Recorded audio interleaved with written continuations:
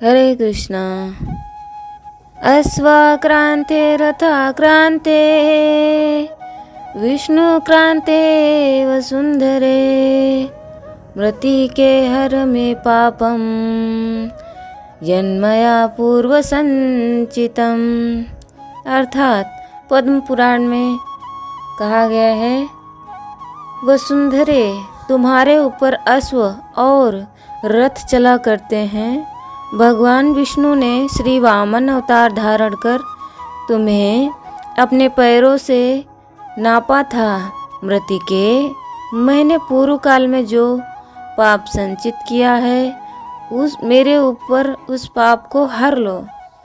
व्रती पुरुष को चाहिए कि वह एकचित और दृढ़ संकल्प होकर क्रोध तथा लोभ का परित्याग करे।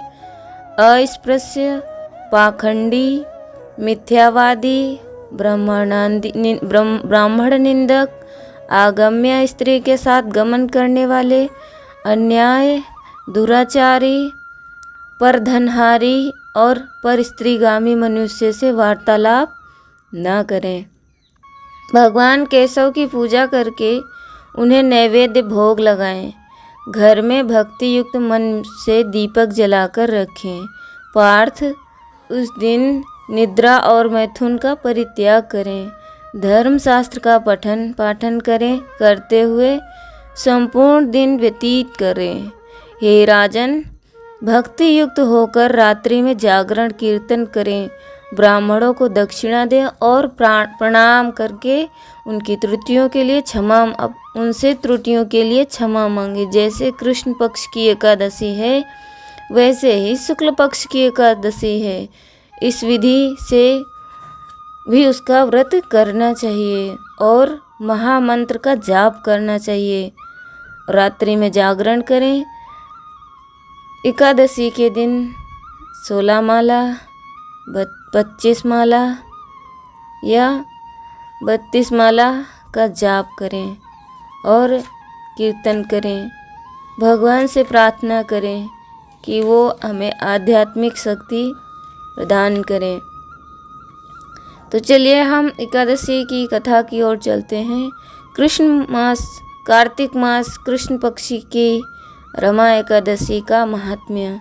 युधिष्ठिर ने पूछा, जनार्दन, मुझ पर आपका स्नेह है, अतः कृपा करके बताइए कि कार्तिक कृष्ण पक्ष में कौन सी एकादशी होती है। भगवान श्री कृष्ण बोले, राजन, कार्तिक के कृष्ण पक्ष में जो परम कल्याणमय एकादशी होती है वह रमा के नाम से विख्यात है। रमा परम उत्तम है और बड़े बड़े पापों को हरने वाली है।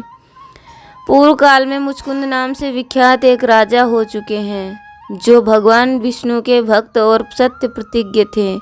निष्कंटक राज का शासन करते हुए उस राजा के यहाँ नदियों में श्रेष्ठ चंद्रभागा कन्या के नाम से उत्पन्न हुई। राजा ने चंद्रसेन कुमार शोभन के साथ उसका विवाह कर दिया।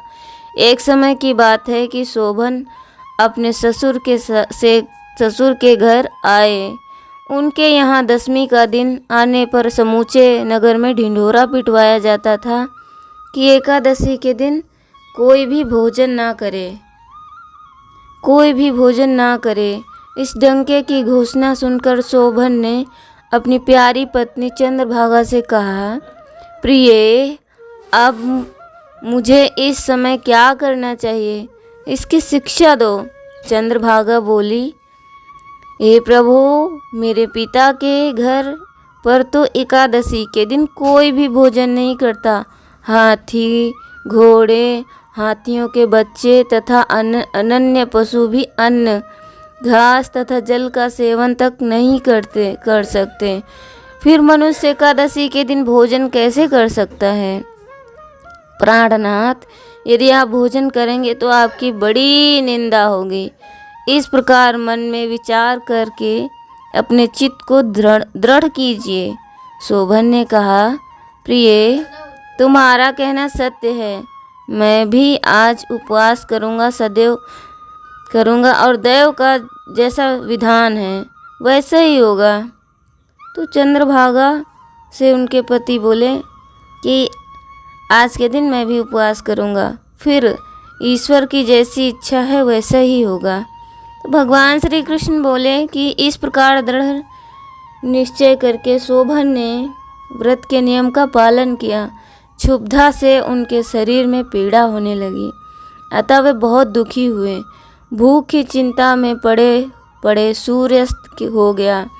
रात्रि आई जो हरि पूजा परायण तथा जागरण कीर्तन में आसक्त वैष्णव मनुष्यों का हर्ष बढ़ाने वाली था, परंतु वह रात्रि शोभन के लिए अत्यंत दुखदायी हुई। सूर्योदय होते होते उनका प्राणांत हो गया। राजा मुचकुंद ने राजोचित काष्ठों से शोभन का दाह संस्कार कराया। चंद्रभागा पति का परलौकिक कर्म करके पिता के घर पे ही रहने लगी। राजन, रमा नामक एकादशी के व्रत के प्रभाव से शोभन मंदराचल के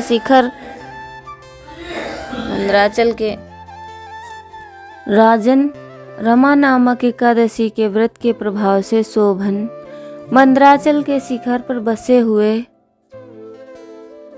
परम रमणीय देवपुर को प्राप्त हुआ। वहाँ शोभन द्वितीय कुबेर की भांति शोभा पाने लगा। राजा मुचकुंद के नगर में सोम शर्मा नाम से विख्यात एक ब्राह्मण रहते थे। वे तीर्थ यात्रा के प्रसंग से भ्रमण करते हुए कभी मंदराचल पर्वत पर गए। वहां उन्हें शोभन दिखाई दिए। राजा के दामाद को पहचान कर वे उनके समीप गए। शोभन भी उस समय द्विज श्रेष्ठ सोम शर्मा को आया जान शीघ्र ही आसन से उठकर खड़े हो गए, उन्हें प्रणाम किया। फिर क्रमशः अपने ससुर राजा मुचकुंद का, प्रिय पत्नी चंद्रभागा का तथा समस्त नगर का कुशल समाचार पूछा। सोम शर्मा ने कहा, राजन, वहाँ सब कुशल है? यह तो अद्भुत आश्चर्य है।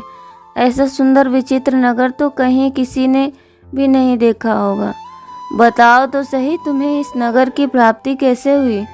शोभन बोले, द्विजेंद्र, कार्तिक के कृष्ण पक्ष में जो रमा नाम की एकादशी होती है, उसी व्रत को करने से मुझे ऐसे नगर की प्राप्ति हुई। ब्राह्मण, मैं श्रद्धाहीन होकर इस उत्तम व्रत का अनुष्ठान किया था, इसीलिए ऐसा मानता हूँ कि यह नगर सदा स्थिर रहने वाला नहीं है। आप मुचकुंद की सुंदरी कन्या चंद्रभागा को ये सारा वृत्तांत कहिएगा। शोभन की बात सुनकर सोम शर्मा ब्राह्मण मुचकुंदपुर में गए और वहाँ चंद्रभागा के सामने उन्होंने सारा वृत्तांत कह सुनाया। सोम शर्मा बोले, सुबह मैंने तुम्हारे पति को प्रत्यक्ष देखा है तथा इंद्रपुरी के समान उनके अद्भुत नगर का अवलोकन किया है। वे उसे अस्थिर बताते हैं, तुम उसको स्थिर बनाओ। चंद्रभागा ने कहा, ब्राह्मण ऋषि, मेरे मन में पति के दर्शन की लालसा लगी है। आप मुझे वहाँ ले चलिए। मैं अपने व्रत के पुण्य से उस नगर को स्थिर बनाऊंगी। भगवान श्री कृष्ण कहते हैं, राजन, चंद्रभागा की बात सुनकर सोम शर्मा उसे साथ ले मंदराचल पर्वत के निकट वामदेव मुनि के आश्रम पर गए। वहाँ ऋषि के मंत्र की शक्ति तथा एकादशी के सेवन से के प्रभाव से चंद्रभागा का शरीर दिव्य हो गया तथा उसने दिव्य गति को प्राप्त कर ली। इसके बाद वह पति के समीप गई। उस समय उसके नेत्र हर्षोल्लास से खेल रहे थे। अपनी प्रिय पत्नी को आई देख शोभन को बड़ी प्रसन्नता हुई। उन्होंने उसे बुलाकर अपने वाम भाग में सिंहासन पर बिठाया। तदनंतर चंद्रभागा ने हर्ष से भरकर अपने प्रियतम से यह प्रिय वचन कहा, नाथ, मैं हित की बात कहती हूँ, सुनिए। पिता के घर में रहते समय जब मेरी अवस्था 8 वर्ष से अधिक हो गई, तब से लेकर आज तक मैं जो एकादशी के व्रत किए हैं और उनसे मेरे भीतर जो पुण्य संचित हुआ है, उसके प्रभाव से यह नगर कल्प के अंत तक स्थिर रहेगा और सब प्रकार के मनोवांछित वैभव से समृद्धिशाली होगा। राजन, इस प्रकार रमा व्रत के प्रभाव से चंद्रभागा दिव्य भोग, दिव्य रूप और दिव्य आभूषणों से विभूषित हो अपने पति के साथ मंदराचल के शिखर पर विहार करने लगी।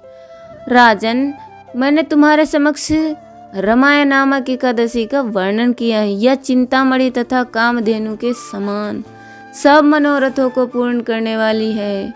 मैंने दोनों पक्षों के एकादशी व्रतों का पापनाशक महात्म्य बताया है। जैसे कृष्ण पक्ष की एकादशी है वैसे ही शुक्ल पक्ष की भी एकादशी है। उनमें भेद नहीं करना चाहिए। जैसे सफ़ेद रंग की गाय हो या काले रंग की गाय, दोनों का दूध एक सा ही होता है। इसी प्रकार दोनों पक्ष की एकादशियाँ समान फल देने वाली हैं। जो मनुष्य एकादशी व्रतों का महात्म्य सुनता है वह सब पापों से मुक्त हो श्री विष्णु लोक में प्रतिष्ठित होता है। तो एकादशी महामहोत्सव की जय। हरे कृष्णा कृष्णा कृष्णा हरे हरे, हरे राम राम राम हरे हरे। तो एकादशी के दिन अन्न नहीं ग्रहण करना है, अधिक से अधिक जाप करना है और प्रसन्न रहना है। ओमकारा सर्ववेदानां यथा चाद्या प्रपूजितः तथा सर्वव्रतानां च द्वादशी व्रता मुक्तितम। विष्णु पुराण में कहा गया है कि जिस प्रकार समस्त वेदों का आदि स्वरूप ओमकार पूजित होता है, उसी प्रकार समस्त व्रतों में आदि व्रत द्वादशी व्रत उत्तम है। हरे कृष्णा। सभी वैष्णव भक्तों के चरणों में दंडवत प्रणाम। कार्तिक महीना भगवान विष्णु और माँ लक्ष्मी को बहुत ही प्रिय है। कार्तिक महीने में भगवान विष्णु योग निद्रा से जागते हैं और सृष्टि में आनंद और कृपा की वर्षा होती है। इस महीने में माँ लक्ष्मी धरती पर भ्रमण करती हैं और भक्तों को धन देती हैं। श्री हरि, कार्तिक महीना यानी श्री हरि भगवान विष्णु को अत्यंत प्रिय महीना है, इसलिए माता लक्ष्मी को भी अत्यंत प्रिय है। इस महीने में भगवान विष्णु योग निद्रा से भी जाग जाते हैं, जिससे सृष्टि में आनंद और कृपा की वर्षा होती है। तो कार्तिक महीने में भगवान विष्णु और तुलसी की पूजा की जाती है। कार्तिक महीना सनातन धर्म में कार्तिक का महीना बेहद पावन माना जाता है। यह महीना जगत के पालनहार भगवान विष्णु और माँ तुलसी को समर्पित है। इस महीने में भगवान विष्णु योग निद्रा से भी जागते हैं। कार्तिक मास में प्रतिदिन गीता का पाठ करना चाहिए, अनंत पुण्यों की प्राप्ति होती है। और इस महीने जो भी व्यक्ति अन्नदान दीपदान करता है उस पर कुबेर महाराज की अत्यंत कृपा होती है। तो हरे कृष्णा। आप सभी लोग कार्तिक मास का पालन कीजिए, प्रसन्न रहें। हरे कृष्णा।